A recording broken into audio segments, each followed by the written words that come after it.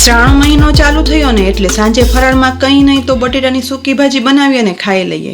પણ રોજે રોજ બટેટા બાફી બનાવેલી સૂકી ભાજી ખાઈ અને થાકી ગયા હો ને તો આજે એક નહીં પણ બે અલગ અલગ બટેટાની સૂકી ભાજી, એ પણ બટેટા બાફ્યા વગર, સ્વાદમાં એકદમ મીઠાશવાળી, વળી દેખાવમાં પણ એટલી સરસ ને કે જેને ફરાળ ના હોય ને તેને જોતા જ ખાવાનું મન થઈ જાય તેવી, અને એકવાર ચાખો ને તો આખી ડીશ પૂરી થઈ જાય. તો ચાલો આજે અલગ જ પ્રકારની બટેટાની સૂકી ભાજી બે અલગ અલગ પ્રકારે બનાવીએ.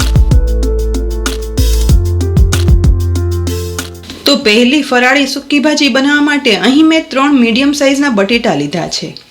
બટેટાને આ રીતે છાલ ઉખાડી લેવાની છે. અહીં બધા બટેટા છે ને લગભગ એક સાઇઝના હોય ને એવા જ અહીં મેં લીધા છે. આ રીતે 3 બટેટાની છાલ ઉખાડી લીધી છે. હવે એક પોળા બાઉલમાં પાણી લઈશું અને ત્યાર પછી છાલ ઉખાડેલા એક બટેટાને લઈ આ રીતે થોડી એવી થીક સ્લાઇસ ચપ્પુ વડે કરી લેવાની છે. સ્લાઇસને સાઈડમાંથી જુઓ કેટલી થીક રાખી છે. પતલી કરતાં થીક સ્લાઇસ રાખવાથી બનતું આ બટેટાનું શાક છે ને તે મીઠાશવાળું બને છે. અને આ બધી સ્લાઇસ છે ને તે પાણીમાં જ કરતી જવાની અને તેમાં રાખવાની, જેથી તે કાળી ના પડે.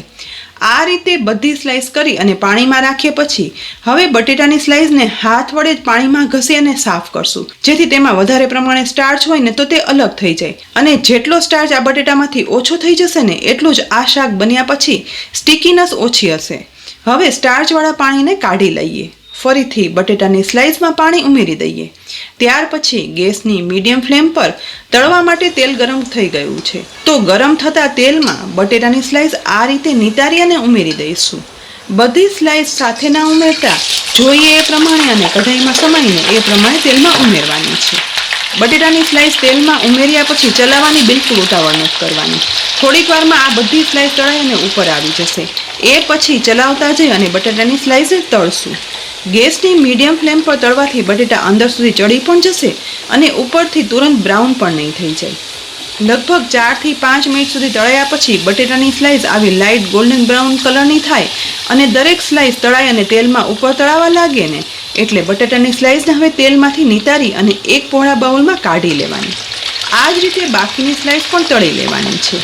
તળેલી બધી બટેટાની સ્લાઇસ હવે બાઉલમાં કાઢી લીધા પછી ગરમ થતાં તેલની ફ્લેમ સાવ લો કરી નાખવાની અને આ રીતે ઝારામાં 3 ટેબલસ્પૂન જેટલા શિંગદાણા ઉમેરી દઈશું અને ઝારામાં ચલાવતા જઈ અને તળાઈ લેવાના છે. તેલના લો ટેમ્પરેચર પર તળવાથી શિંગદાણા અંદર સુધી તળાઈને ક્રિસ્પી પણ થઈ જશે અને ઉપરથી એકદમ ચળકતા લાઇટ ગોલ્ડન બ્રાઉન રહેશે. બસ શિંગદાણાની ઉપરની સ્કિન તળાય અને ફાટી જાય ને એટલે પરફેક્ટ તળાયેલા શિંગદાણાને તેલમાંથી નિતારી બટેટાની તળેલી સ્લાઇસ પર ઉમેરી દઈશું.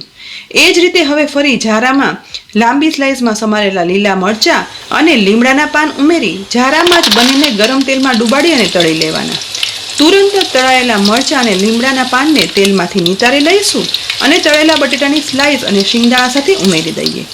બધું તળાઈ ગયા પછી હવે ઉપરથી અડધી ટીસ્પૂન સિંધાલું મીઠું ઉમેરીએ. જો લાલ મરચું પાવડર ફરાળમાં ખાતા હોય ને તો અડધી ટીસ્પૂન ઉમેરવાનું, નહીં તો કાળા મરીનો પાવડર ઉમેરવાનો. ઉપરથી હવે અડધા લીંબુનો રસ નીચવી લઈએ. સાથે અડધી ટીસ્પૂન ખાંડ અને સમારેલી કોથમીર ઉમેરી બધું મિક્સ કરી લેવાનું છે.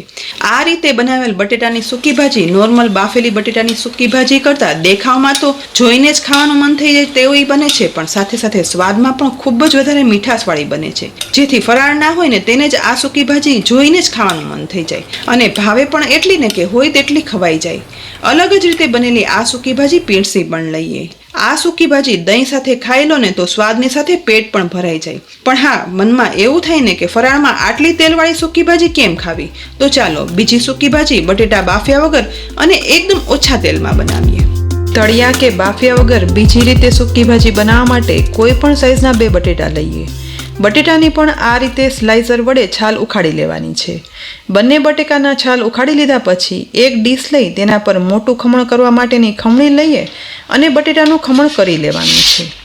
ઊભું બટાકું રાખી આ રીતે સીધું ખમણ કરવાથી એકદમ લાંબુ ખમણ બનશે અને બટેટાની આ સૂકી ભાજી પણ મોટું ખમણ થાય ને તેવી જ ખમણી લઈ અને કરવાની, જેથી શાક બન્યા પછી ખમણ એકદમ સરસ આખું અને છૂટું રહે.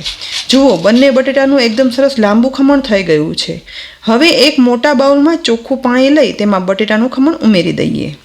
બધું ખમણ પાણીમાં ઉમેર્યા પછી પાણીમાં જ ખમણ ઘસી અને સાફ કરશું, જેથી બટેટાના ખમણમાં રહેલો સ્ટાર્ચ છે ને તે અલગ થઈ જાય. તો શાક બન્યા પછી દરેક ખમણ એકદમ સરસ છૂટું રહેશે. સ્ટાર્ચ અલગ થઈ ગયેલા પાણીને હવે કાઢી લઈશું અને ફરી બટેટાના ખમણમાં ચોખ્ખું પાણી ઉમેરી હાથ વડે ઘસી રહ્યો સહયો સ્ટાર્ચ પણ અલગ કરી લઈશું. ફરી સ્ટાર્ચવાળું પાણી અલગ કરી ચોખ્ખા થયેલા બટેટાના ખમણને ચોખ્ખું પાણી ઉમેરી અને રાખી દઈએ.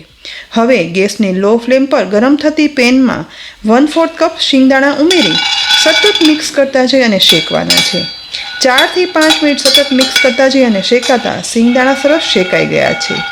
એકદમ સરસ ફોતરા પણ ઉખડી જાય છે તો શેકેલા શિંગદાણાને હવે પેનમાંથી એક ડીશમાં કાઢી લઈએ અને ઠંડા થવા રાખશું. એ દરમિયાન એ જ ગરમ પેનને લો ફ્લેમ પર રાખી અને એક નાનો ચમચો એટલે કે 2 ટેબલસ્પૂન તેલ ગરમ કરવા ઉમેરીએ. ગરમ થતા તેલમાં અડધી ટીસ્પૂન જીરું, મીઠો લીમડો, અડધી ટીસ્પૂન સફેદ તલ ઉમેરી ફૂટતા વઘારમાં તુરંત જ બટેટાનું ખમણ છે ને તે પાણીમાંથી નિતારી અને ઉમેરી દેવાનું છે. બધું ખમણ ઉમેરાઈ જાય ને એટલે ફક્ત અડધી ટીસ્પૂન સિંધાલું મીઠું ઉમેરી તેને વઘારેલા ખમણમાં મિક્સ કરી દેવાનું છે. વઘારમાં ખમણ સરસ ભળી જાય ને એટલે બીજું કાંઈ જ ઉમેર્યા વગર પેનનું ઢાંકણ ઢાંકી ખમણને ગેસની લો ફ્લેમ પર ચડવા રાખશું. બીજી સાઈડ શેકેલા શિંગદાણા ઠંડા થઈ ગયા છે તો હાથ વડે આ રીતે પ્રેસ કરી તેના ફોતરા ઉખાડી લઈએ.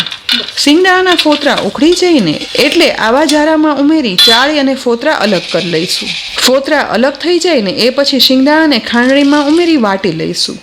આ સૂકી ભાજીમાં શિંગદાણાનો ભૂકો નહીં પણ અધકચરા વાટેલા શિંગદાણા જોઈએ છે માટે આ રીતે વાટશું. જુઓ, અધકચરાથી પણ થોડા એવા મોટા રહે ને તેવા શિંગદાણા વટાઈ ગયા છે. તો આટલા જ સમયમાં બીજી બાજુ પેનનું ઢાંકણ ખોલતા બટેટાનું ખમણ ચડી ગયું છે. હળવે હાથે થોડું એવું ચલાવી અને મિક્સ કર્યા પછી બટેટાનું ખમણ પ્રેસ કરતા ટુકડા પણ થઈ જાય છે. બસ હવે જરા પણ વધારે ચડવા ના દેતા શેકેલા અધકચરા શિંગદાણા છે ને તે સાથે ઉમેરી દઈએ. સાથે અડધી ટીસ્પૂન લાલ મરચું પાવડર, જો ફરાળમાં લાલ મરચું પાવડર ના ખાતા હોય ને તો મરી પાવડર ઉમેરવાનું. સાથે 1 ટીસ્પૂન ખાંડ, લીલા મરચાંના ટુકડા અને સમારેલી કોથમીર ઉમેરી ઉપરથી અડધા લીંબુનો રસ પણ ઉમેરી દઈએ. હવે એકદમ હળવે હાથે મિક્સ કરશું જેથી બટેટાનું ખમણ છે ને તે તૂટે નહીં અને આખું રહે. બટેટાના ખમણનું આ શાક તેની સ્ટીમમાં જ ચડ્યું છે માટે ટેસ્ટમાં તે એકદમ મીઠું બને છે. વળી આ શાક બનતા સમય પણ લગભગ 5 થી 6 મિનિટ જેટલો જ થાય છે એટલે કે ઓછા સમયમાં ફરાળી વાનગી બનાવવાનો આ બેસ્ટ ઓપ્શન છે. તૈયાર થયેલા શાકનો હવે ગેસ બંધ કરી દઈએ અને ગરમા ગરમ પીરસી પણ લઈએ. બટેટાના ખમણનું આ શાક દહીં સાથે, ફરાળી થેપલા, પરોઠા, પૂરી કે પછી ફરાળી ભેળ બનાવવામાં ઉમેરો ને તો એટલું જ ભાવશે. તો ફ્રેન્ડ્સ, ફરાળી સૂકી ભાજીની આ બે એકદમ અલગ જ રેસીપી આ શ્રાવણ મહિનામાં જરૂરથી ટ્રાય કરજો અને આ બંને રેસીપી કેવી લાગી કોમેન્ટ બોક્સમાં લખી અને જરૂરથી કહેજો. સાથે જ રેસીપી ગમી હોય ને તો લાઇક કરી અને શેર કરજો. અમારા ફેસબુક પેજને લાઇક કરી અને ફોલો કરજો. સાથે જ અમારી યુટ્યુબ ચેનલ પણ સબસ્ક્રાઈબ કરી લેજો જેથી આવા અવનવા ઉપયોગી રેસીપીના અપડેટ્સ તમને તુરંત જ મળે. ફરી મળશું ઉપયોગી રેસીપી સાથે. ત્યાં સુધી આવજો.